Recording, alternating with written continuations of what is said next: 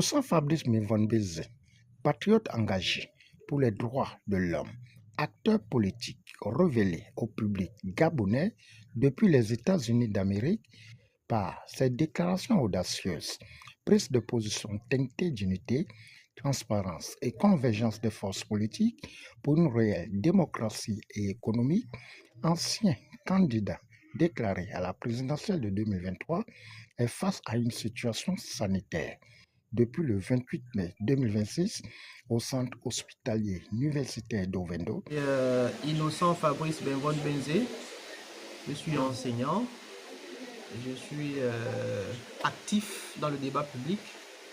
Donc j'ai été victime dans l'après-midi du 28 mai d'un incident qui m'a laissé avec une fracture du péroné, hein, et puis un déboîtement de ma cheville. Donc je suis présentement interné à l'hôpital, au centre hospitalier universitaire d'Ovendo. Ceux qui ont pu remarquer mon indisponibilité tous ces derniers temps, la raison c'est celle-là.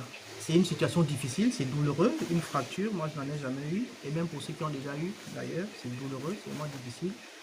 Donc voilà, je suis pris en charge au centre hospitalier universitaire d'Ovendo en attendant une opération chirurgicale pour remettre déjà le déboîtement de la cheville et puis voilà, aligner le péroné qui a été fracturé et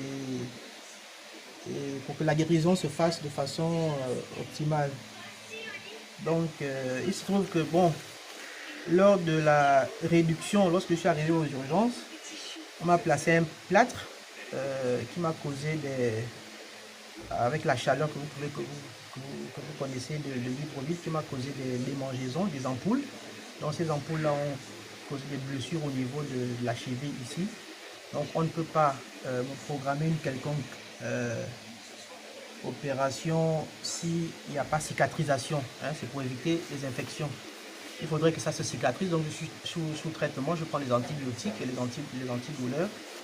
Donc voilà, je suis à l'hôpital, c'est compliqué, c'est difficile, c'est la première fois de ma vie. Et pour un si long séjour, moi je me souviens que lorsque j'étais encore dans la diaspora, lorsque un des nôtres avait des problèmes, nous savions nous mobiliser pour venir en aide à ce dernier ou à cette dernière. Donc c'est avec beaucoup d'humilité que je demande à mes compatriotes que vous savez ce que ça peut coûter une opération comme ça.